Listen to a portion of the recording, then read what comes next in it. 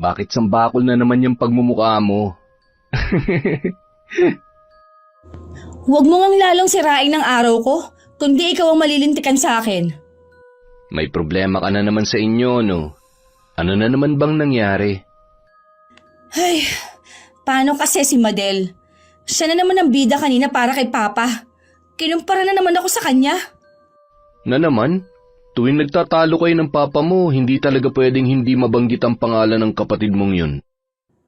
Hindi ko siya kapatid, no? Di ba pareho kayo ng tatay? Eh di kapatid mo siya. Hindi ko siya tinuturing na kapatid. Ako lang ang anak ni Papa. Okay, sabi mo eh. Ano na naman bang nangyari sa inyo? Humihiram kasi ako ng puhunan kay Papa sa maliit na negosyong bala ko ipatayo eh. Sukat ba naman na kung ano-ano sinabi? Tapos kinumpara na naman ako sa babaeng yun.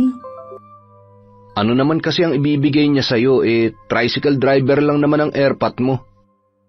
Alam ko naman na may pera siya. Malaki ang sahod ni Tita Lu sa bangko, no?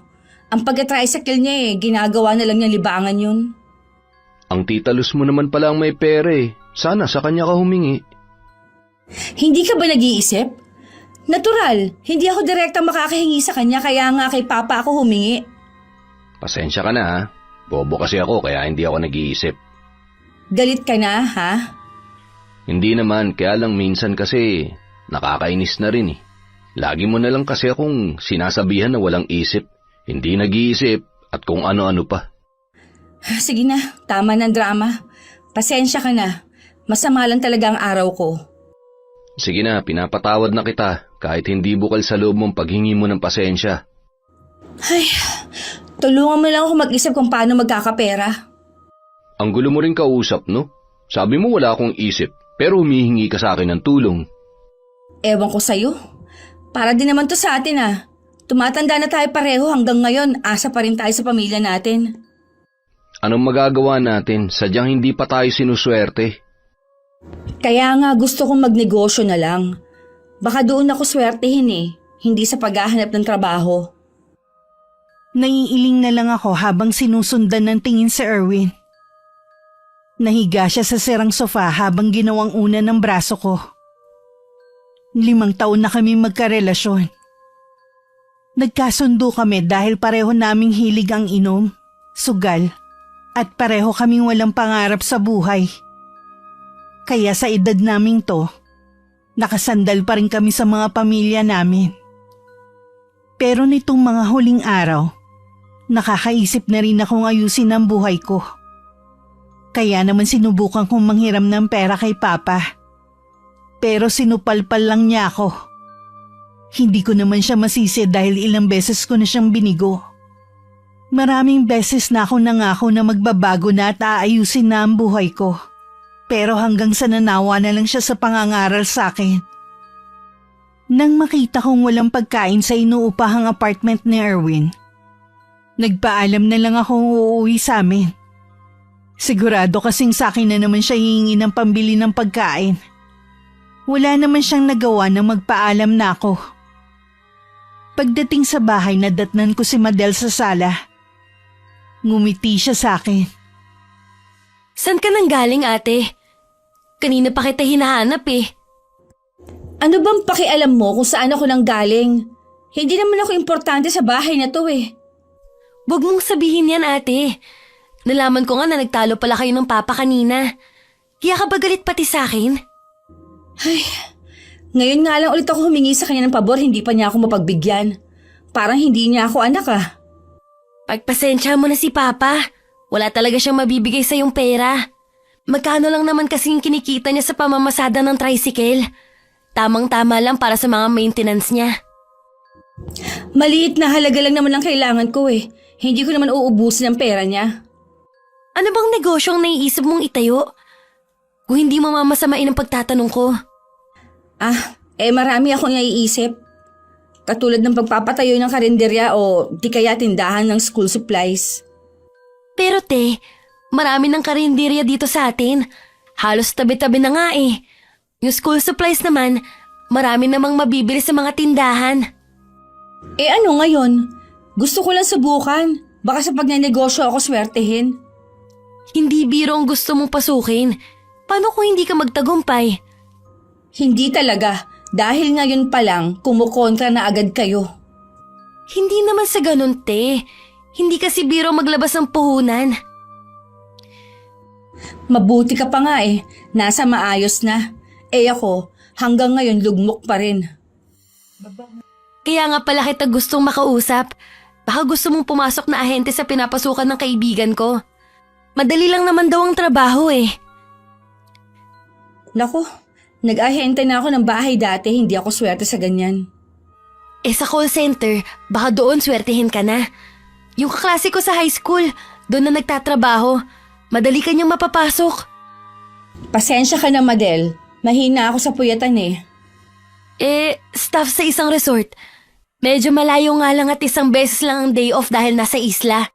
Pero libre lahat at malaki ang sahod. Siguradong makakaipon ka kagad. Isla? Ayoko nga. Para mo na rin akong pinatapon. Tsaka, ayokong malayo kay Erwin, no? Baka mamaya ipagpalit ako nun sa ibang babae kapag hindi na kami nagkita. Wala na akong maisip na iba eh. Baka pwedeng ikaw na lang magpahiram sa akin ng perang pampuhunan. Ate, 1 taon pa lang ako sa trabaho ko. Hindi pa naman ganun kalaking ipon ko. Ang sabihin mo, katulad ka rin ni Papa, wala ka rin tiwala sa akin. Wala kang bilib sa pinaplano ko. Ate naman. Huwag mo akong matawag-tawag na ate ha. Wala kang kwentang kapatid. Ate, teka lang naman. Mag-uusap muna tayo. Kahit anong pagtawag sa akin ni Madel, hindi ko na siya pinansin. Inila ko na rin ang pinto ng kwarto para hindi siya makapasok. Nagngingit-ngit ng husto ang kalooban ko dahil hindi nila ako mapagbigyan sa kahilingan ko. Habang nakaupo sa gilid ng higaan, biglang sumagi sa akin ang nakaraan. Namatay sa panganganak sa akin ang tunay kong ina. Ilang taon din bago naisipan ni Papa na mag-asawa muli. Yun nga si Tita Luz. Mabait naman siya sa akin. Hindi kailanman nagbago ang trato niya sa akin mula nang dumating siya sa buhay naming mag-ama. Hindi ko lang matanggap nang ipanganak si Madel. Mula nang dumating siya, sa kanya na lahat ang atensyon nila.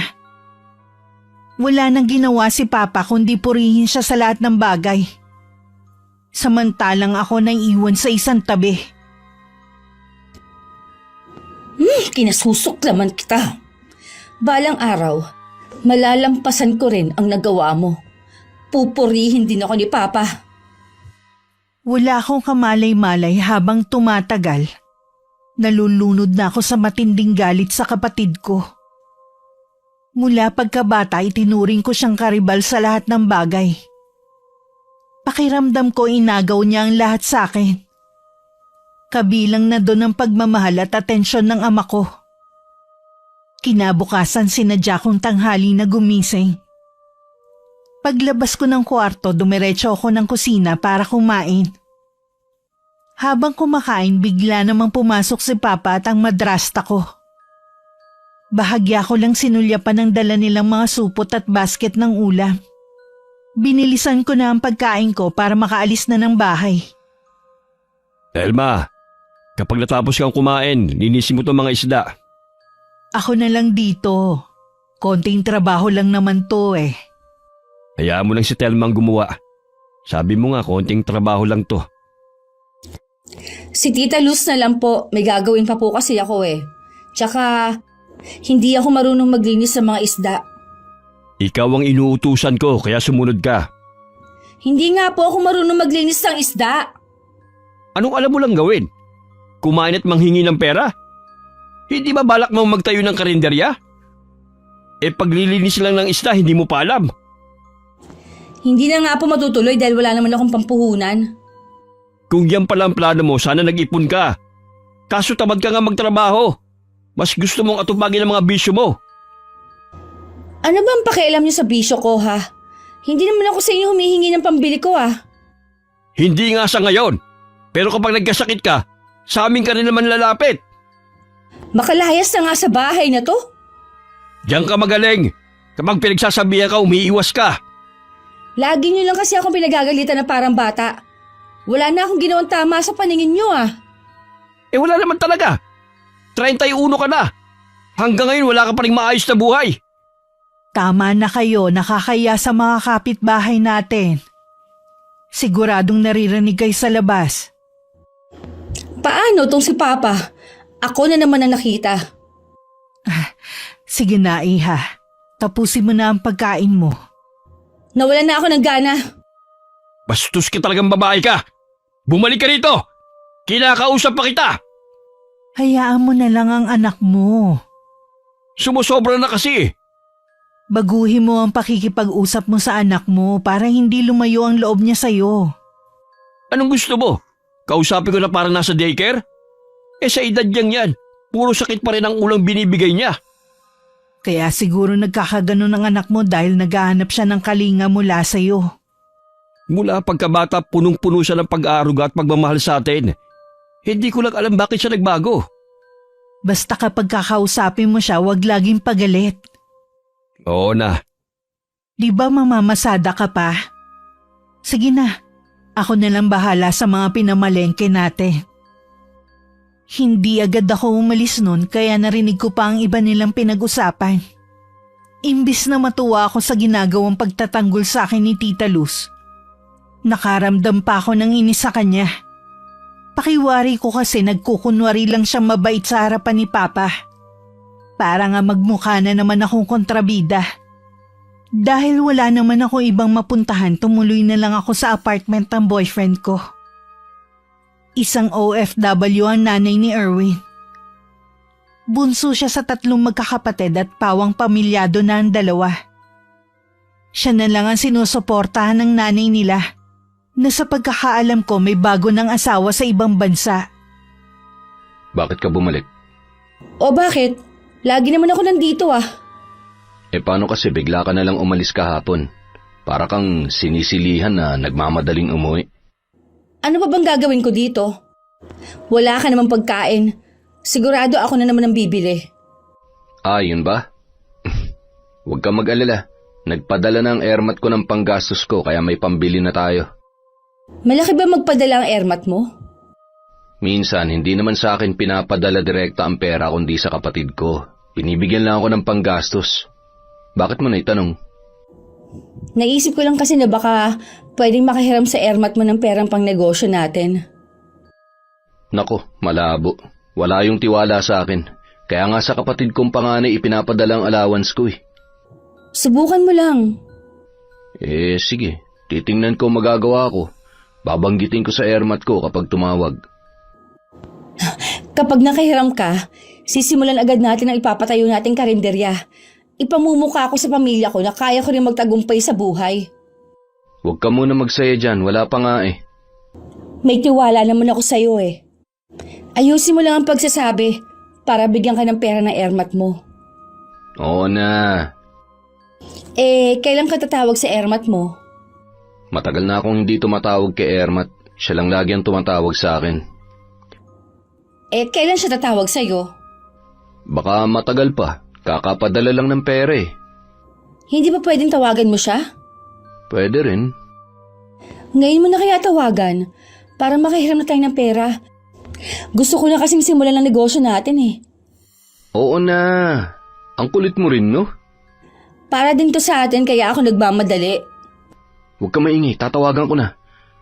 Mabuti, day off niya ngayon.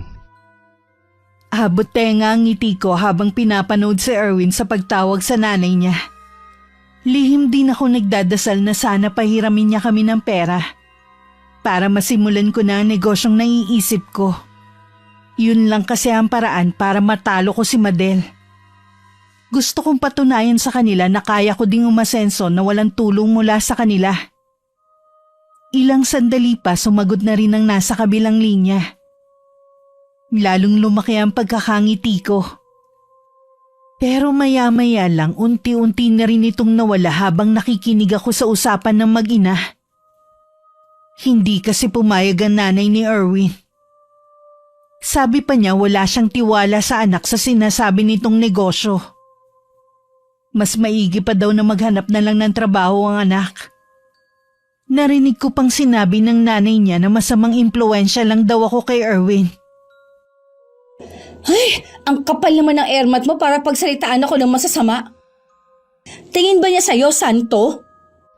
Pagpasensyahan mo ng airmat ko. Nakalimutan ko palang sabihin sa iyo na hindi kanya gusto para sa akin dahil na rin sa mga sumbong ng dalawa kong kapatid. Bakit ngayon mo lang sinabi na hindi pala boto sa akin ang airmat mo, ha? Akala ko pa naman. Pasensya ka na. Ayaw ko lang kasi masaktan ka eh. Sa tingin mo kaya hindi ako nasasaktan ngayon? Eh ikaw naman kasi itong mapilit na tawagan ng airmat ko eh. Ewan ko sa'yo. Wala ka talagang isip. Ayan ka na naman eh. Kung wala akong isip, bakit nagtsatsaga ka pa rin sa akin? Nagtanong ka pa talaga? Natural, mahal kita. Eh yun naman pala eh. Sana wag mo nang ulit-ulitin na wala akong isip dahil kung tutuusin, pareho lang tayong walang isip. Kaya nga magkasundo tayo eh. Hindi na lang ako umimik para hindi na humaba ang pagtatalo namin. Noon lang kami nagtalo ng ganun katindi.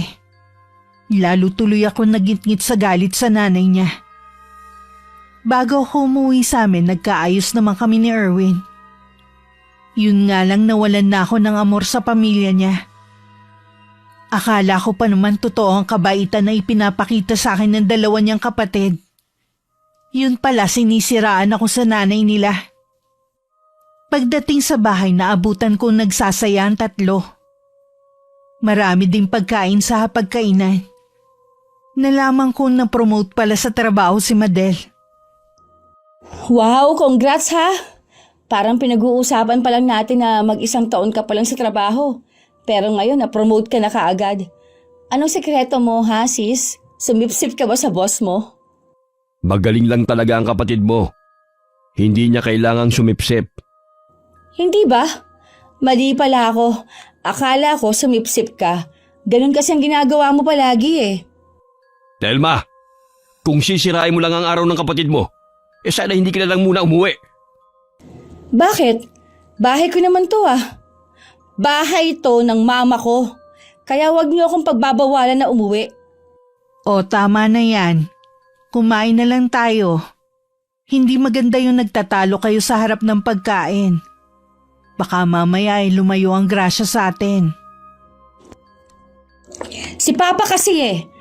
Wala nang ibang magaling sa kanya kundi si Madel. O bakit? Talaga namang magaling yung kapatid mo ah. Kahit kailan hindi niya ako binigyan ng sakit ng ulo. Eh ikaw, kung kailan nagkaedad ka, lalo ka pang naging pasaway. Kaya ako ganito dahil din sa inyo. Mula nang dumating ang mag-inang niyan, binaliwala mo na ako. Sa kanila lang umiikot ang mundo mo. Hindi totoo yan. Itinuring kang parang tunay na anak ng Tita Luz mo. Pinag-aral ka niya sa magandang eskwelahan noon. Ikaw lang tong nagloko. Kahit ano pang sabihin nyo, wala talaga akong halaga sa bahay na to. Sana, nawala na lang ako noon. Tumigil ka na sa mga pinagsasabi mo. Hindi ako titigil hanggat hindi ka natatauhan. Sarili mong anak, binabaliwala mo. Kinasusuklaman ko kayong lahat. Telma! Bumalik ka rito! Hayaan mo na lang siya, Juanito. Ako na lang ang kakausap sa kanya. Walang utang na loob talaga ang babaeng yon. Pagkatapos ng mga ginawa natin sa kanya, lalo ka na. Yun pang igaganti niya. Nung unti-unti siya nagbabago, alam ko nang nagseselo siya sa amin ng kapatid niya. Kaya nga gusto kong mapalapit sa kanya eh. Pero siya naman tong umiiwas. Pa, wag na po kayong magalit kay Ate Thelma. Intindihin niyo na lang siya. Tulungan na lang po natin siya. Plano ko nga na mag-loan para ibigay sa kanya. Gusto ko siyang suportahan sa plano niya. Pero Luz, baka mamaya Huwag ka nang tumutol. Buo na ang pasya ko. Oo nga pa. Suportahan na lang natin si Ate Thelma sa plano niya. O sige, bahala kayo. Magdamag akong hindi umuwi sa amin. Hindi rin ako nagpunta sa bahay ni Erwin. Sa bahay ng isang kaibigan ako nagpalipas ng gabi. Sinamahan din niya ako uminom. Kahit papano guminhawa ang pakiramdam ko. Yun nga lang pagising kinabukasan parang minamartilyo ang ulo ko. Nagkape lang ako at saka na ako nagpaalam na uuwi. Pagdating sa bahay, sina Tita Luz at Madel lang ang naabutan ko. Palagay ko na masada si Papa kahit araw ng linggo. Kanina ka pa namin hinihintay. Saan ka pala nagpalipas ng gabi? Sa bahay ng isang kaibigan. May sasabihin pala kami sa iyo ni Mama. Kung tungkol sa nangyari kagabi, alam nyo, hindi ako hihingi ng dispensa. Lalong hindi ko babawiin ang mga sinabi ko na. Pakinggan mo munang sasabihin ni Mama. Ano ba kasi yun? Gusto ko na matulog, masakit ang ulo ko eh. Gusto kitang bigyan ng puhunan sa binabalak mong negosyo. Ha? Balak niyo akong bigyan? Pero bakit po? Pamilya tayo, Thelma. Natural lang na magtulungan tayo, di ba? Oo nga po, kaya lang baka tumutol ang papa ko. Ay, wag mo siyang intindihin. Pumayag na rin naman siya eh. Hindi ko alam kung paano ko kayo pasasalamatan. Basta kung ano magpapasaya sa'yo, susuportahan ka namin ng kapatid mo. Maraming salamat po, Tita Luz. Madel. Wala yun, te. Kapag may kailangan ka, magsabi ka lang. Biglang nawala ang sakit ng ulo ko. Walang pagsidla ng tuwang nararamdaman ko ng mga oras na yon. Wala na rin ako inaksaya na panahon. Agad ako naghanap ng pwesto na pwede kong upahan para sa karinderyang binabalak ko. Pinuntahan ko rin si Erwin.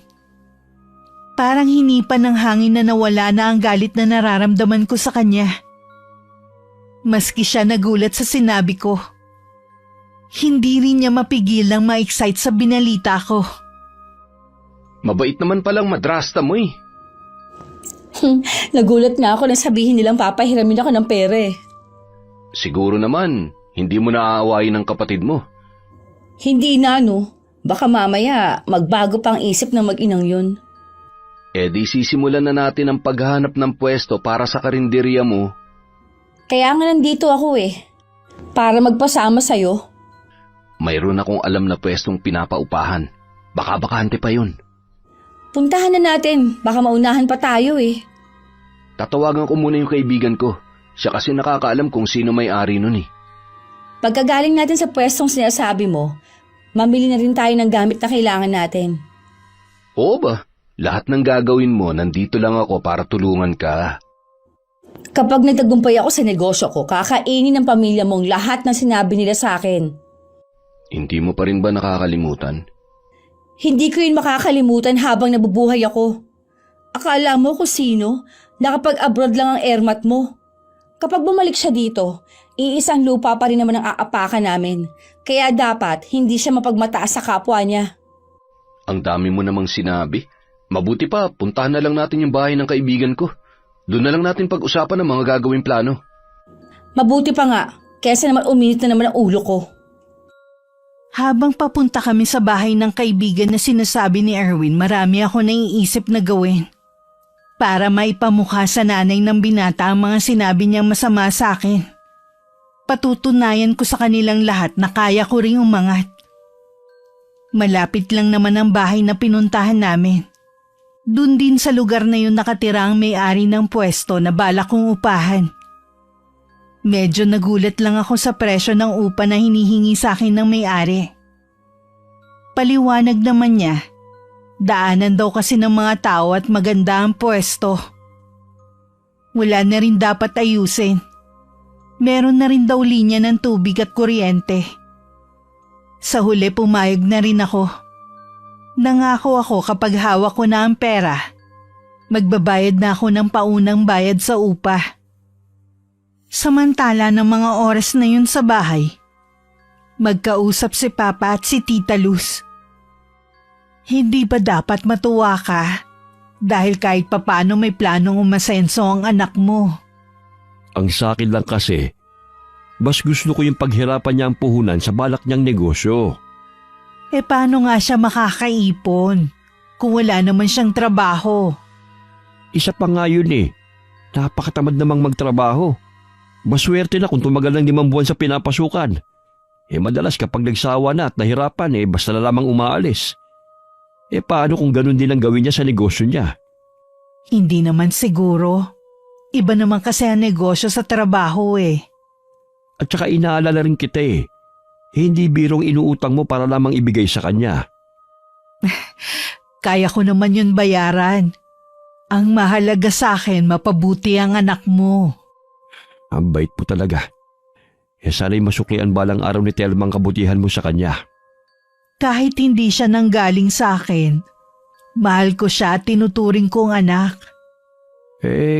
Kailan mo nga pala makukuha ang niloan mong pera? Sa makalawa na. Kaya sana kapag nagumpisa na ang anak mo sa plano niya, suportahan mo na lang ha? Oo naman. Gusto ko rin namang mapaayos ang buhay niya.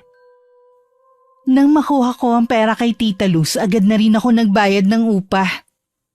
Namili na rin ako ng mga kakailanganin kong gamit. Katulad ng mga kaldero, kaserola at kalan. Nagbibigay din naman ng advice sina Tita Luz at Madel. Pero mas pinili kong wag silang pakinggan. Dahil hindi ko pa kaya magbayad ng tauhan, kami na lang muna ni Erwin ang kumilos sa karinderya. Siya ang nakatoka sa kusina at ako naman ang nasa kaha. Sa unang araw marami ang kumain. Halos lahat ay mga kaibigan ni Erwin. Sa loob ng ilang linggo ayos naman ang negosyo ko. Hanggang sa napansin ko na pailan-ilan na lang ang kumakain. Bakit ang dami mong nilutong ulam? 1 kilo lang naman to menudo Kita mo nga na napakaraming natira kahapon. Dapat siguro kada araw iba-ibang putahe niluluto natin.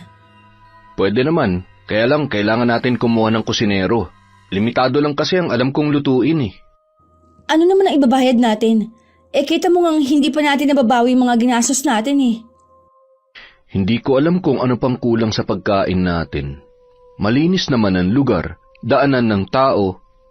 Baka hindi sila nasasarapan sa luto mo. Grabe ka naman. Subukan mo kayo magluto. Anong mali ko sa pagluluto? Prito lang naman ang kaya ko lutuin Huwag kang mag-alala, makakabawi din tayo. Dadami rin ang mga customer natin. Mabuti pa, bumalik ka na sa kusina. Ako nang bahala rito. Lingid sa akin nakatanaw pala sa malayo si Papa. Naiiling na lang siyang tumalikod at sumakay ng tricycle niya.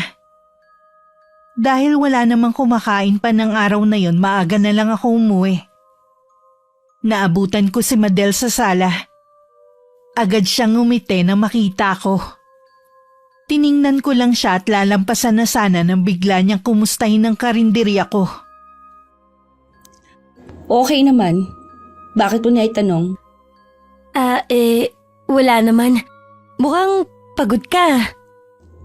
Hindi kasi biro ang magpatakbo ng karinderya Mabuti nga ikaw, nasa opisina lang at maghapon lang nakaupo. Samantalang ako, all around ang kilos ko. Mahirap din naman ang trabaho ko. Minsan nga, sumasakit na rin ang ulo ko. Kahit anong sabihin mo, mas mahirap pa rin ang ginagawa ko. Hindi naman natin kailangan magtalo Ang mahalaga, nagawa mo na ang matagal mo ng pangarap. Oo naman, ito talaga ang gusto ko. Siya nga pala, baka kailangan mo ng tulong. Kapag wala akong pasok, pwede kitang tulungan sa karinderya mo. Hindi na kailangan. Kaya naman namin ni Erwin na magtrabaho. Ganito na lang, baka pwede mo akong pautangin ng pera? Ha? Saan mo gagamitin? Kulang pa kasi yung perang pinahiram ni Tita Luz Idadagdag ko sana sa negosyo ko. O sige, pahiramin kita. Salamat sis ha. Ang bait mo talaga. Pero sana, atin-atin lang to ha. Huwag mo na banggitin kay Papa. Oo naman. Teka lang, kukunin ko lang yung pera. Hindi naman nagtagal, bumalik na rin ang kapatid ko. Tuwang-tuwa ako habang kinukuha ko sa kanya ang perang hinihiram ko. Pagkatapos magpasalamat, nagpaalam na akong magpapahinga. Dahil pagod ako. Madaling araw pa lang kasi kailangan ko nang gumising para mamalengke. Nang makita ko nga ang itsura ko sa salamin, nakaramdam ako ng panlulumo. Sa loob lang kasi ng 1 linggo nagmukha na agad akong losya. Dahil sa pagod at puyat. Parang gusto ko tuloy magsisi. Nakarinderya pa ang naisipan kong itayong negosyo. Ano? Gusto mo nang ipasara tong karinderya? Oo sana, wala naman kasi nangyayari eh. Tapos nauubos ang puhunan. Akala ko ba binigyan ka ng kapatid mo? Oo nga. Kaya lang baka ipangpasalon ko na lang. Tingnan mo naman ang itsura ko. Mukha ng nanay ang itsura ko na may 5 anak. Ay, nagpakapagod ka pa rito. Isinama mo pa ako. Hindi mo rin naman pala itutuloy. Anong gusto mo ha? Ituloy pa rin? Nagpapakapagod lang tayo, wala namang bumabalik sa atin. Tiyaga lang naman ang kailangan eh. Ang bilis mo naman sumuko. Kung may pangpuhunan ka pa, edi ikaw ang magtuloy nito. Ay, hindi ka ba nahihiya sa madrasta mo? Bakit naman ako mahihiya? Sila naman tungkusan nagpahiram ng pera sa akin eh. Yun na nga eh. Paano mo sila mababayaran yan? Bahala na. Huwag mo nga akong kulitin sa bagay na yan. Hindi pa naman sila naniningil eh. Nagmamalasakit lang ako sa'yo. Gusto ko na rin kasing magbagong buhay. Akala ko seryoso ka na sa negosyo natin. Negosyo lang. Wala ka naman ambag dito eh. Anong wala? Ako ang nakatoka sa kusina. Mula nung mag-umpisa tayo, wala pa akong natatanggap na sahod sa'yo. Nanulumbat ka ba? Huwag mo sanang kalilimutan. Marami kang naging utang sa akin noon. Yan na ang kabayaran mo. Grabe ka talaga. Para akong walang kwentang tao sa'yo. Wala akong sinasabi na wala kang kwenta. Ganun na rin yun. Bahala ka na nga sa buhay mo. O teka, saan ka pupunta? Aalis na. Di ba sabi mo hindi mo na ito itutuloy? So ano pang gagawin ko rito? Hindi pa naman ngayon eh. Marami pa tayong gagawin ngayon. Kaya mo na yan. Total, ikaw lang naman ang magaling sa ating dalawa eh. Erwin! Bumalik ka dito! Huwag mo akong iwan! Mangiyak-ngiyak ako nang iwan ni Erwin. Dahil wala naman ako makakatulong sa karinderya, minabuti kong isara na lang yun ng araw na yun. Agad ko rin naman napagtanto ang mali kong ginawa, kaya pinuntahan ko si Erwin. Pero wala siya sa apartment nang dumating ako. Sabi ng kapitbahay niya sinundo daw ng mga kapatid. Narinig daw ng Ale na mag-a-outing ang mga yon. Pumupunta pa rin naman ako sa karinderya. Dahil hindi naman ako marunong magluto ng mga iba't ibang putahe, hindi ko rin mapanindigan ang tinayo kong negosyo. Nakakainis naman. Bakit ba puro nalang palpak ang mga plano ko? Malas sa trabaho, malas pa rin sa pagnenegosyo. Kung kailan pang kailangan kong lalaking yun, tsaka pa ako iniwan. Buisit. Saktong 4 na buwan isinara ko na ng tuluyan ng karinderya. Bahala ko na lang ibenta ang mga gamit para maibalik ang perang pinahiram sa akin ni Tita Luz. Sigurado kasing makakarinig na naman ako kay Papa ng masasakit na salita. Maghapon lang ako nun sa bahay. Kanina ko pa kasi hinihintay ang tawag ni Erwin. Kahit lagi kaming away-bate, siya pa rin ang lagi kong kakampi sa lahat ng oras. Nung hapon na dumating si Madel, tinatanong niya kung bakit sarado ang karinderya. Galing daw sila dun ng mga katrabaho. Gusto raw sana nilang kumain. Galing pala kayo doon? Oo, bakit nga sarado? Ano kasi eh, 1 linggo nang sarado. Wala kasi si Erwin, walang magluluto. 1 linggo na? Ganon na katagal? Buti hindi kayo nalulugi. Sayang naman ang araw. Walang magagawa eh. Isinama si Erwin ng mga kapatid sa outing eh. Ate, hindi ganon ang nagnenegosyo. Dapat tuloy-tuloy lang. Di ba sabi ko naman sa'yo, kung kailangan mo ng tulong ay magsabi ka lang? Hay, hayang ka na naman eh. Magmamarunong ka na naman. Anong tingin mo sa akin ha? Bata na kailangan pa ng gabay? Hindi naman sa ganun, te. Gusto ko lang makatulong para hindi masayang ang perang pinahiram sa'yo ni Mama. Eh di lumabas din ang totoo. Nag-aalala ka sa perang pinahiram ng mama mo sa akin. Akala mo naman hindi ko ibabalik sa inyo. Nag-loan ng mama para maipahiram sa'yo. Sana naman matuto kang gamitin sa tama. Tingin mo, ginamit ko sa walang kwentang bagay ang pera na yon? Kita mo naman, di ba? Nagtayo ako ng negosyo. Nang sa ganon, hindi nyo na ako minamaliit. Wala namang nagmamaliit sa'yo dito eh. Ikaw lang ang nag-iisip niyan. Lahat kami, gusto ka naming tulungan. Eh bakit nanunumbat ka? Hindi naman panunumbat yun eh. Tama na! Ikaw na magaling sa lahat ng bagay. Bakit pa galit na galit ka na naman? Nakakabuwisit ka na kasi eh. Bakit hindi ka nalang mawala? Ganyan mo ba ako kamuhian, ate, ha? Lahat na nga ginagawa ko eh. Namin ni mama para matuwa ka. Ikaw ang nagdala ng kamalasan sa akin. Dahil sa'yo, hindi natupad ang mga pangarap ko. Bakit ako ang sinisisi mo?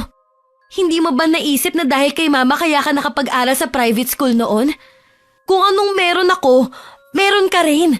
Masyado ka lang kasing makasarili at alam ko din na mainggit ka sa akin. Hindi totoo yan. Bakit ako mainggit sa'yo? Oo nga, nakapagtapos ka. Pero mas di hamak naman na mas maganda ako sa'yo. At maraming kaibigan. Eh ikaw, mula noon, iniiwasan ng mga tao dito. Dahil na rin yun sa'yo. Akala mo yata hindi ko alam na sinisiraan mo ako sa ibang tao. Kahit sa mga bata noon, kinakausap mo sila para hindi makipaglaro sa akin. Ang sama mo!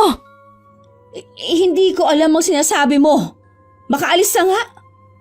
Diyan ka magaling! Ang umiiwas kapag alam mong naiipit ka na. Ano bang gusto mo, ha? Baguhin mo yung masamang ugali mo, ate. Hindi ka aasenso kung puro galit niyang nasa puso mo. Hindi na ako nakasagot pa nang bigla na lang akong talikuran ng kapatid ko. Mariin na lang na napakuyo ang mga palad ko sa galit. Hindi ko rin maiwasang mag-alala. Dahil siguradong magsusumbong siya kay Tita Luz at Papa. Ilang araw tuloy akong hindi umuwi sa amin. Umiiwas kasi ako sa komprontasyon. Mabuti na lang batiin na ulit kami ni Erwin. Kaya madalas nasa apartment niya ako. Alam na ba ng pamilya mo na tuluyan mo nang ipinasara ang karinderya mo? Ay, tingin ko hindi pa nila alam. Hindi pa siguro nagsusumbong si Madel. Minsan nakita ko sa may labasan yung kapatid mo. De kotse naghatid sa kanya. Hindi lang yun, gwapo din yung lalaki. Ang swerte talaga ng kapatid mo sa lahat ng bagay, no? Pakialam ko sa kanya. Balang araw, mauubos din ang swerte niya. Bakit kasi hindi mo gayahin yung kapatid mo? Bakit ko naman siya gagayahin? Idol mo ba siya? Eh di ka ang gumaya sa kanya. Meron kasi akong sasabihin sa'yo eh. Ano naman ang sasabihin mo? Gusto kasi ni Ermat na sumunod na ako sa kanya sa Italy. Ano? Bakit naman? Doon na lang daw ako maghanap ng trabaho. Pumayag ka naman. Kung hindi kasi ako papayag, hindi na ako padadalhan ng pera. Eh di maghanap ka ng trabaho. Alam mo namang hirap ako maghanap ng trabaho dito sa atin eh. Ang dami mo pang dahilan. Ang sabihin mo gusto mo rin umalis. Hindi mo man lang ako inisip. Kaya nga gusto kong ituloy mo ang negosyo mo. Para sana bago ako umalis nasa maayos ka ng kalagayan. Kaso, nalugi nga. Kapag umalis ka, wala na akong kakampi pa. Bakit hindi ka na lang maghanap ng trabaho? Sabi ko naman sa'yo, malas nga ako. Paano ako makakahanap ng trabaho? Lahat na lang kasi inagaw sa akin ni Madel. Kinasusuklaman ko talaga siya habang nabubuhay ako. Hindi pa man nakakaalis si Erwin, sobrang lungkot ng nararamdaman ko. Pag-uwi pa sa bahay, nadatnan kong may bisita pa si Madel. Isang matangkad at guwapong lalaki. Marahil siya ang tinutukoy na nakita ni Erwin. Narinig ko pang ipinagmamalaki ni Papa ang kapatid ko sa lalaki. Nang dumaan ako sa harapan nila, ngumiti naman ang lalaki. Si Papa at si Madel formal lang akong tiningnan. Nung hapunan lumabas ako nang tawagin ako ni Tita Luz. Sila lang ni Papa ang naroon at wala si Madel at ang bisita niya. Tayong tatlo lang ang maghahapunan ngayon. Ipinagpaalam kasi ni Mark ang kapatid mo. Boyfriend na po ni Madel ang bisita niya. Nanliligaw pa lang. Ang swerte naman ni Madel. Mukhang mayaman naman niligaw niya oh. Kung ako sa kanya, sagutin na agad niya. Aba, pag nagkataon buhay reyna siya sa piling ng lalaking yun. Naku, mahirap naman pumasok basta-basta sa isang relasyon. Sabi ko nga sa kanya pag-isipan pa rin niyang mabuti. Huwag ka ako siyang magmadali. Magiging pihikan pa ba siya? Buti nga may nagkagusto sa kanyang mayaman no? Kahit mukha siyang manang manamit. Mas gusto na namin na ganun manamit ang kapatid mo. Kaysa naman sa iba dyan na halos labas na ang kaluluwa sa pananamit. Wala naman ako masamang ibig sabihin Kumusta na nga pala yung karinderya mo, Iha? Ha? Ay, wala po bang nababanggit sa inyo si Madel? Tungkol sa karinderya ba? Wala naman. Bakit hindi mo sabihin sa Tita Luz mo na nalugi lang ang karinderya mo? Ano ka mo? Nalugi? Pero bakit? Noon pa naman sinabihan na kita na walang patutunguhan ng pagpapahiram mo sa babaeng yan ng pera. Kanino nyo naman po nalaman yan? Sa tingin mo kaya walang magsasabi sa akin na taga rito? O paano yan? Paano mo may babalik ang perang ipinahiram sa'yo ng Tita Luz mo? Inutang lang din niya yon para meron siyang maibigay sa'yo. Maghahanap po ako ng trabaho para maibalik ko yung pera. Maghahanap na naman. Tapos ano? 1 o 2 buwan lang? Magre-resign ka na naman? Hindi na po ako mag-resign, pangako po yan. Alam mo kasi, sa paulit-ulit na mga ginagawa mo, ang hirap ng paniwalaan yung mga sinasabi mo. Di wag.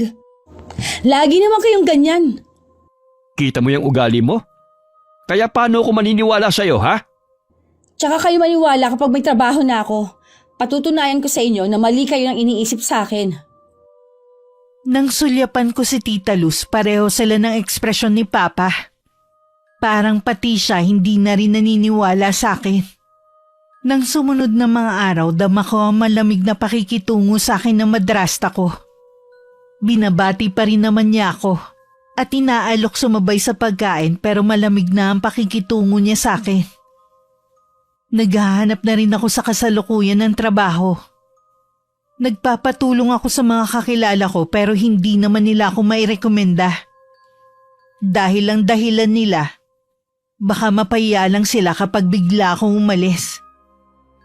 Kahit nakakaramdam ng hiya, kinausap ko na si Tita Luz kung pwede niya akong ipasok sa trabaho. Nakakahiyaman po. Hihingi sana ako ng tulong. Baka po meron kayong alam na trabaho na pwede kong pasukan. Ay, pasensya ka na, Iha. Wala akong alam Para naman po imposible ang sinasabi nyo. Marami na po kayong natulungan ng mga taga rito na makapasok sa trabaho. Tsaka, di po ba, noon nyo pa ako pinipilit na magtrabaho? Noon yun, Iha. Kahit po ano pong trabaho, payag na ako. Pasensya ka na talaga. Hindi na kita matutulungan pa. Iniisip ko lang po kasi kung paano ko kayo mababayaran. Huwag mo munang isipin yun. Hindi ko pa naman kailangan ng pera.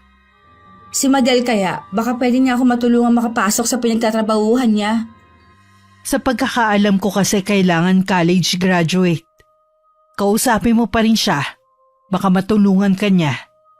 Sige po, kakausapin ko po siya mamaya pagdating. Sige, Iha. May gagawin pa kasi ko Hinintay ko nga si Madel na makauwi. Pero hindi ko naman siya nakausap dahil hinatid siya nung manliligaw niya. Dun din naghapunan ng lalaki. Sumabay naman akong kumain sa kanila. Lihim kong pinag-aralan ng manliligaw ni Madel. Hindi ko tuloy maiwasang mainggit sa kapatid ko. Habang nagliligpit akong mag-isa sa kusina, dinig ko naman ang masaya nilang tawanan sa sala. Pakiramdam ko awang-awa ko sa sarili ko. Parang hindi kasi ako miyembro ng pamilya. Kinabukasan ko na rin nakausap si Madel. Ramdam ko rin ang malamig niyang pakikitungo sa akin. Lagi ring nakataas ang noo niya na parang nagmamalaki sa akin. Sa kabila nun, itinuloy ko pa rin ang paghingi sa kanya ng pabor. Nabanggit na siguro sa ni Tita Luz yung sinabi ko sa kanya. Walang binabanggit si Mama. Ano ba yun? Baka pwede mo ako ipasok sa pinapasukan mo? Wala pa kasing bakante sa amin. Tsaka, nakakahiya kasi kung i-rekomenda kita. Baka mamaya kapag hindi mo nagustuhan ng trabaho, bigla ka na lang magre-resign. Hindi na ako magre-resign, pangako yan. Nakikiusap naman ako sa'yo eh. Kailangan ko lang talaga ng trabaho. Sige, sasabihan na lang kita kapag mayroong bakante. Salamat sis ha. Alam ko maaasahan pa rin kita sa kabila na minsan nag-aaway tayo. Ikaw lang naman ang nangaaway sa akin eh. Huwag ka mag-alala sis. Mula ngayon magbabago na ako. Hindi na kita aawayin. Okay, sabi mo eh. Para namang hindi ka naniniwala sa akin eh. Yun lang bang kailangan mo? Kaya mo ko kinausap? Mag-aayos pa kasi ako. May lakad kasi ako ngayon. Oo, yun lang naman. Saan ang lakad mo? Di ba wala ka namang trabaho ngayon? Susunduin kasi ako ni Mark. Ganun ba? Ang swerte mo naman sa kanya. Marami nga ang nagsasabi niyan. O paano? Maiwan na muna kita. Nasilip ko pa sa may bintana ang pag-alis ng kapatid ko at manliligaw niya. Hindi ko napigilan na mapaiyak sa matinding sama ng loob. Pakiramdam ko kasi na lamangan na naman ako ng kapatid ko. Nang sumunod na araw, umaasa ako na may papasok ako ni Madel sa trabaho niya. Pero ilang araw na wala pa rin siyang sinasabi. Mukhang nakalimutan na niya ang ipinapakiusap ko. Matuloy na lumipas ang 1 linggo. Nagtataka ako kung bakit may mga bag sa sala at bihis na bihis ang madrasta ko at si Papa. Ano meron? Bakit nakabihis kayo? Oh, bakit hindi ka pa nakaayos?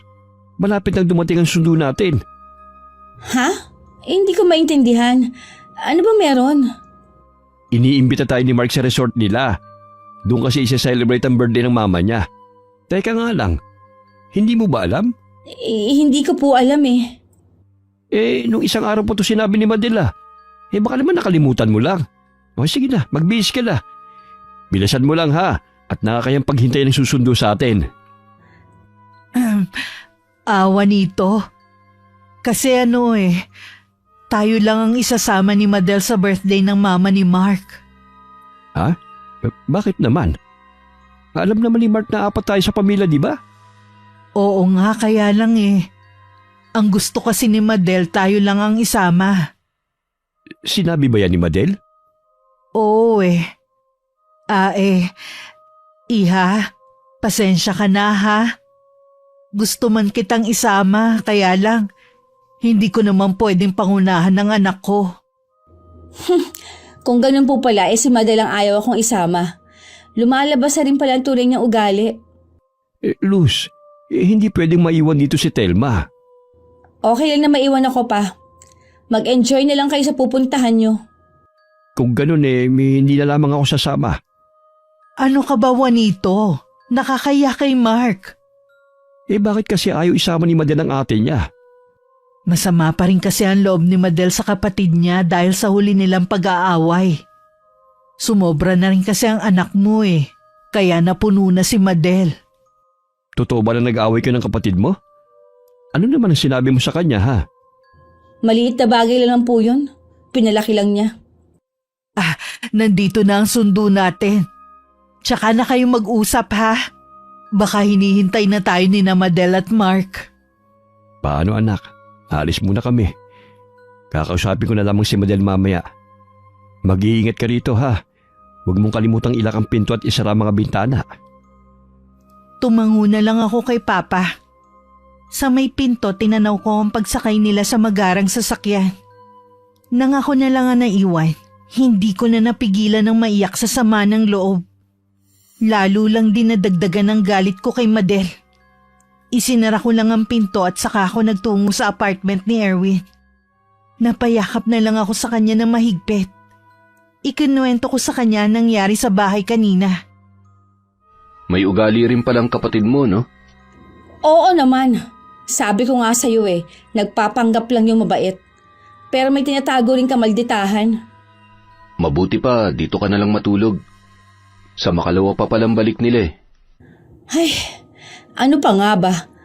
Kaysa naman magmukmuk ako mag-isa sa bahay namin. Gusto ko rin naman masulit ang pagsasama natin bago ako umalis. Tuloy na ba talaga ang pag-alis mo? Oo eh. Darating nga sa susunod na buwan si Ermat eh. Sabay na daw kaming aalis. Mukhang desidido na talagang ilayo ka sa akin ng Ermat mo ah. Iniisip lang nun ang kinabukasan ko. Paano tayo? Ayaw kitang paasahin. Marami kasing pwedeng mangyari kapag nagkalayo na tayo. Sa bagay, tama ka naman. Mukhang nag-iisip ka na ngayon ha? Kung ako lang talaga, ayokong umalis. Kaya lang mapilit silang lahat eh. May hihingin sana akong pabor sa'yo bago mo ako iwan. Anong pabor? Gusto kong gantihan ng kapatid ko sa ginawa niya sa akin. Ha? Bakit mo pa siya gustong gantihan? Maliit na bagay lang naman ang ginawa niya sa'yo ah. Ikaw nga, lagi mo siyang inaaway. Mayabang na kasi siya ngayon eh. Kesyo may mayamang manliligaw. Lumaki na agad ang ulo niya. Baka naman kasi napuno mo na sa'yo. Bakit hindi mo na lang hayaan? Total, marami naman silang naitulong na mag-ina sa'yo noon. Natural lang na tulungan nila ako. Hindi naman ako ibang tao. Ano bang ganti ang gusto mo sanang gawin sa kapatid mo? Gusto ko yung pinakamasakit. Gusto kong iwan siya ni Mark. Hanapan mo ako ng marunong mambarang. Ano? Nasisiraan ka na ba ng bait? Kapatid mo gusto mong ipabarang? Gusto ko lang naman siyang turuan ng leksyon. Sa nakikita ko, matinding inggit ang dahilan kung bakit mo gustong ipabarang si Madel. Hindi ka ba nag-iisip? Paano kung mamatay ang kapatid mo? Tuturuan nga lang ng leksyon eh. Hindi ko rin naman maaatim na mamatay ang kapatid ko. Hindi maganda ang pinaplano mo. Hindi ka ba natatakot sa karma? Hindi. Mas naniniwala ako sa malas. Si Madel ang dahilan kung bakit hindi ako sinuswerte. Lagi niya kasing hinahadlangan. Ikaw lang naman ang nag-iisip niyan eh. Walang taong malas. Yan ang laging sinasabi sa akin ni Ermats. At tingin ko tama siya. Ano? Tutulungan mo ba ako? Pag-isipan mo mabuti ang pinaplano mo ha. Baka pagsisihan mo yan sa huli. Buo na ang pasya ko. Hindi na magbabago pa.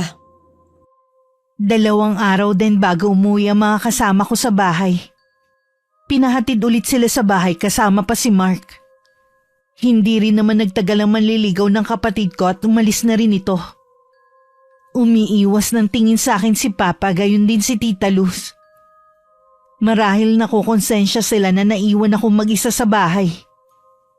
Samantalang parang baliwala lang kay Madel ang nangyari. Kumusta ang lakad nyo? Nangitim ka agad pa ha? Sinamantala ko na kasing makapaglublob sa dagat. Dahil minsan lang naman yun. Mabuti naman kung ganun. Maiwan ko muna kayo. Magpapahinga na muna ako. Wala ka man lang bang pasalubong para sa akin ha sis? Wala eh. Tsaka hindi naman kami sa mall nang galing para bumili ng pasalubong. Ang mabuti pa samahan na muna kita sa kwarto, Madel. Meron din pala akong sasabihin sa'yo. Maiwan na muna namin kayo, ha? Dahil ba, nakausap ko na ang kapatid mo. Hindi ko rin nga talaga siya masisisi. Sumusobra ka na rin kasi. Sabi na nga si Madel na naman ang kakampihan nyo. Wala akong kinakampihan sa inyo. Ikaw lang lagi ang pinagsasabihin ko dahil sa mga mali mong ginagawa. Lahat naman ng ginagawa ko mali sa paningin nyo. Kahit ako nagagalit sa ginawa mo. Malaki ang naibigay na pera sa'yo ng Tita Luz mo. Pero sinayang mo lamang. Tapos kayo, sa kanila ka pa lumalapit para humingi ng tulong para makapagtrabaho. Ako nang nakikiusap sa'yo, anak. Tumayo ka na lamang sa sarili mong mga paa. Ikaw na lamang mag-isa ang maghanap ng trabaho. Huwag mo na silang asahan. Sa kauna-unahang pagkakataon, hindi pagalit ang tonong ginamit sa akin ni Papa. Sa kabila na hindi kami nagtalo, Mas masakit ang mga binitiwan niyang salita ng mga sandaling yun. Mula nga nung tuluyan na kami nagkaroon ng distansyang magkapatid. Tuwing kakain, hindi sumasabay si Madel. Hindi na rin tuloy sumasabay si Tita Luz. Alam kong naiipit si Papa sa away naming magkapatid. Hindi na rin ako nakatiis na hindi kumprontahin si Madel. Nagkaroon ka lang ng mayamang manliligaw. Bigla ka na nagbago. Akala mo kung sino ka na. Boyfriend ko na si Mark. Siguro naiinggit ka na naman sa akin, no? Bakit naman ako maiinggit sa'yo? Dahil ako, nakapagtapos ang pag-aaral. May magandang trabaho at mayamang boyfriend. Eh ikaw, anong meron sa'yo? Di ba wala? Wala ka kasing pangarap sa buhay. Tingnan ko lang kung saan makakarating niyang kayabangan mo. Pwede ba, te? Tigilan mo na ako. Gusto ko ng tahimik na buhay. Iyang inggit mo at galit, itabi mo na lang yan. Huwag ka munang tumalikod. Kinakausap pa kita eh. Ayoko na nga makipag-away sa'yo alang-alang sa mga magulang natin. Dahil alam ko nahihirapan din sila. Palibhasa kasi, wala kang pakialam. Lalo na sa papa natin. Itong tatandaan mo ha. Pagbabayarin kita sa mga ginawa mo sa akin. Hindi ko alam na papasok ng bahay nun si Tita Luz. At narinig niya ang huli kong sinabi bago ako iniwan ni Madel. Tinanong pa niya ang anak kung anong pinagtalunan namin. Nang mga sumunod na araw, mas lalong lumala ang sitwasyon namin sa bahay. Alam kong naiipit si Papa sa pagitan namin ni Madel. Parang tukso naman na gusto kong galitin palalo ang kapatid ko. Isang araw bigla na lang siyang nahimatay. Labis ang pag-aalala ng mga magulang namin. Agad siyang dinala sa ospital at napasugod din si Mark. Parang nahimatay lang, taranta na silang lahat. Sana nga magkasakit ng malubha para matagalan sa ospital. Hindi ko akalaing magkakatotoo ang hiling ko. Ilang araw nang nasa ospital si Madel. At hindi pa rin matukoy ang sakit niya. Labis naman ang saya ko sa nalaman. Kulang na lang magtatalon ako sa tuwa. Habang nasa ospital ang kapatid ko, naroon din ang mga magulang namin. Minsan umuwi si Papa para kumuha ng mga damit. Kumusta na po si Madel pa? Mas lalong lumalala ang kalagayan ng kapatid mo. Hanggang ngayon ba galit ka pa rin sa kanya? Kaya ba hindi mo man lang siya madalaw sa ospital? Naiilang po kasi ako kay Tita Luz eh. Baka kung anong sabihin niya kapag nagpunta ako doon. Isang tabi muna ang nararamdaman mo. Isipin mo muna ang kalagayan ng kapatid mo. Sige po pa, dadalawin ko siya. Mabuti pa sumama ka ngayon sa akin. Tatapusin ko lang itong ginagawa ko. Wala na akong magawa kundi ang pumayag sa gusto ni Papa. Pagdating nga sa ospital, nagkakagulo ang nurse at doktor sa loob ng isang silid. Naririnig ko naman ang pagpalahaw ng iyak ni Tita Luz. Pagsilip ko sa loob ng silid, nanlaki ang mga mata ko. Dahil puno ng sugat ang katawan at mukha ng kapatid ko. May mga bukol sa balat niya at pumipintig-pintig pa. Nakita ko mismo na may lumabas doon na insekto. Tumalikod na lang ako dahil hindi ko na rin kinayang nasasaksihan ko. Nang bigla akong may maalala, mabilis akong umalis ng ospital at pinuntahan ko si Erwin sa apartment niya. Na-ospital si Madel? Kumusta na siya ngayon? Kung makita mo sana siya, nakakadiri ang nangyayari sa kanya ngayon. Masaya ka pa talaga sa nangyari sa kanya. Bakit hindi? Di ba usapan naman natin to? Tuturuan natin ang leksyon ng kapatid ko. Nakukonsensya na nga ako. Tsaka takot ako sa karma eh. Huwag kang matakot. Hindi ka makakarma. Swerte ka na nga eh. Biruin mo, makakarating ka ng Italy nang walang kahirap-hirap. Siya nga pala, baka ilang araw muna tayong hindi magkita. Ha? Bakit naman? Mapapaaga kasi ang dating ni Ermats eh. Baka sa makalawa, dumating na yun. Di ibig sabihin, mapapaaga ang pag-alis mo? Nagawa ko naman ng pinapagawa mo. Siguro naman wala kang tampo sa akin. Hindi naman mawawala ang tampo ko sa'yo dahil iiwan mo na ako. Bago ako umalis, makikipagkita muna ako sa'yo. Kahit siguro hindi na. May isa pa akong payo sa'yo. Makipag-ayos ka na sa pamilya mo. Kahit anong mangyari, sila pa rin ang dadamay sa'yo. Bakit niyo po inuwi si Madel dito sa bahay? Baka mamaya ay lumala ang sakit niya. Hindi siya kayang gamutin ng mga doktor dahil hindi natural ang sakit niya. Po? Anong ibig niyo sabihin? May bumabarang sa anak ko. Barang? Bakit niyo naman po yan nasabi? Dahil insekto ang ginagamit sa kanya para pahirapan si Madel. Ano po ang mangyayari kay Madel? Kaya niyo po ba siya inuwi dito sa bahay para dito nilang hintayin ang kanyang... Hindi, Telma. Mali ka nang iniisip mo. Kaya namin siya inuwi para dito na siya sa bahay magpagaling. Paano po siya magagamot dito? Maghahanap tayo ng magaling na albularyo para mapagaling ang kapatid mo. Sigurado po ba kayo na binabarang si Madel? Alam kong mahirap paniwalaan, pero yun ang totoo. Pupuntahan ko lang si Madel. Umuungol na naman siya sa nararamdaman niyang sakit. Aalis na rin ako. Magtatanong ako sa mga kakilala ko kung may alam silang magaling na albularyo. Sige po, Tay. Pupuntahan ko na lang rin si Madel. Palalakasin ko loob niya para hindi siya sumuko. Kita pareho kina Papa at Tita Luz ang pagdurusa dahil sa nangyayari sa kapatid ko. Nagbubunyi naman ako sa kaibuturan ng puso ko. Nang wala na si Papa, tsaka ako pumasok sa silid ni Madel. Naabutan ko pa siyang umiiyak. Mas lalong lumala ang mga sugat niya sa katawan. Nakakadiri na tuloy lumapit. May amoy na rin kasi ang sugat nito. Napansin ko rin ang mga maliliit na uod na nagtatalsikan sa kanyang higaan. Hindi ko tuloy magawang lumapit.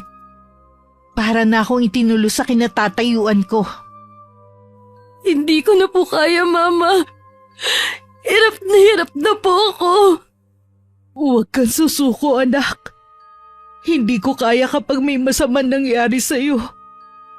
Mahal na mahal kita. Ano bang nagawa kong kasalanan? Bakit sa akin nangyayari to? Pagsubok lang yan sa'yo. Nandito lang kami ng papa mo. Hindi ka namin pababayaan. Oo nga naman, Madel. Umalis nga ang papa ngayon para maghanap ng albularyo. Huwag ka mag-alala. Gagaling ka na rin. Sana nga, ate. May iba nga pala ako. Nasaan nga pala si Mark? Bakit hindi mo siya kasama ngayon? Ayokong makita niya ang kalagayan ko. Kaya pinauwi ko muna siya.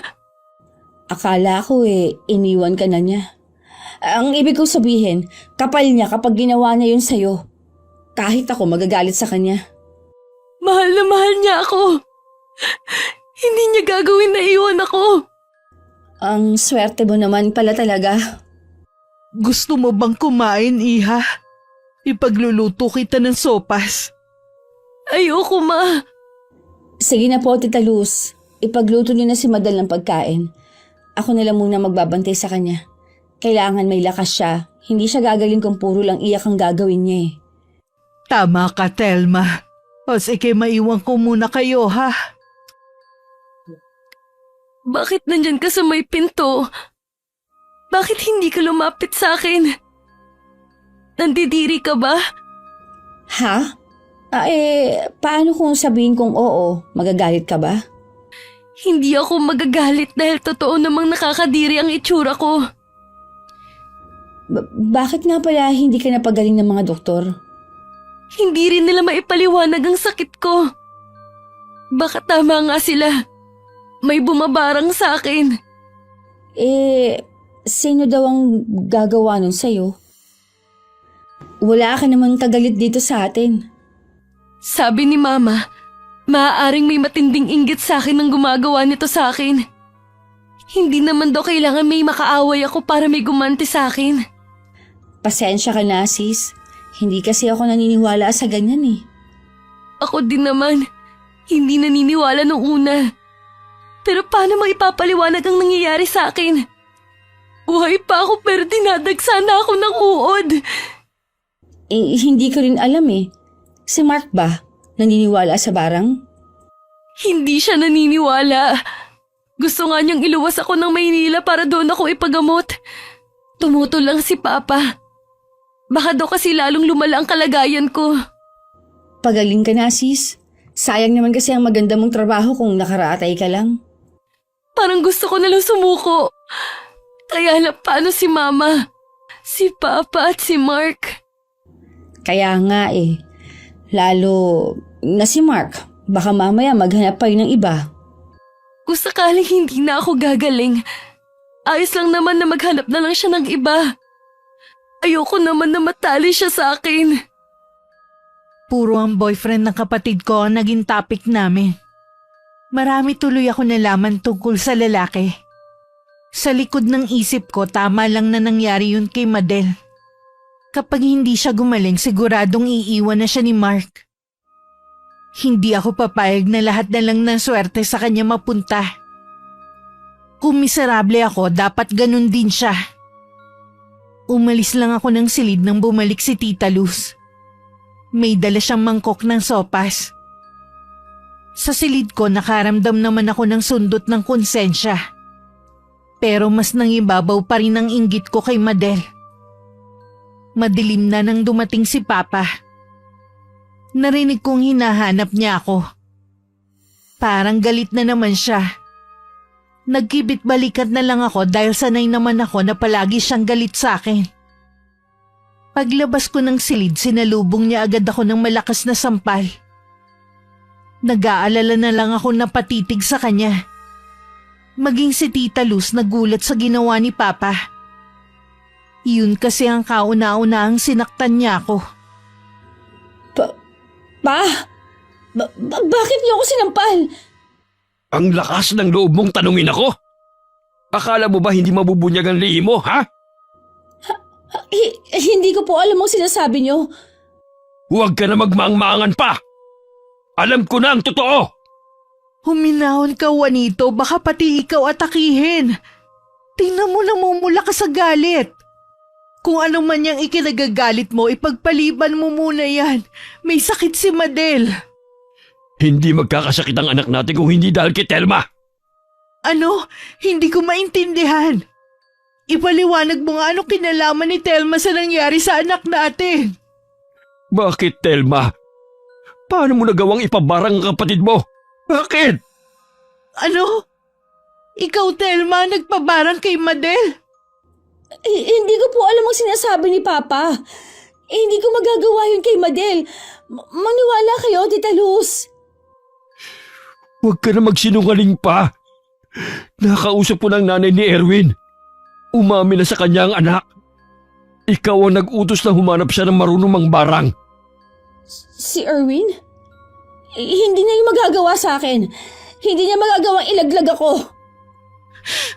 Ang sama mo! Paano mo nagawa sa anak ko to, Telma? Tita! Tama na po! Tama na, Luz. Bitiwan mo ako! Huwag mong kampihan ang anak mo! Hindi ko siya kinakampihan. Pero hindi tamang saktan mo siya. Hindi tamang saktan ko ang anak mo, ha? Paano naman ang anak natin? Binarang niya ang anak natin! Wala sa tamang pag-iisip ang babaeng yan. Dahil sa sobrang inggit niya sa anak ko, ginawa niya yun. Tita Luz! Huwag mo kong matawag-tawag na tita. Kinasusok lamang kita. Hindi kita mapapatawad sa ginawa mo sa anak ko. Palayasin mo ang babaeng yan dito, Juanito. Baka mamaya tayo naman ang isunod niyang ipabarang. Wala kayong karapatan na paalisin ako dito. Bahay ito ng mama ko at hindi kay Papa. Baka nakakalimutan mo, bulok na ang bahay na to nang magsama kami ng papa mo. Ako lang ang nagpaayos at nagpalaki. Pa, huwag niyo hayaan na paalisin ako dito ni Tita Luz. Wala akong iba mapupuntahan. Luz, Hindi ko maaaring basta nalang palisin si Telma. Hindi ko hahayaan na magpalaboy-laboy na lamang siya sa kalsada. Ganun ba? Pagkatapos ng ginawa niya kay Madel, siya pa rin ang kakampihan mo? Hindi ko siya kinakampihan. Wala lang siya mapupuntahan kung aalis siya sa bahay na ito. Pwes kami ni Madel ang aalis sa bahay na to. Hindi ko nakakayanin pa tumira kahit ilang minuto kasama ang anak mo.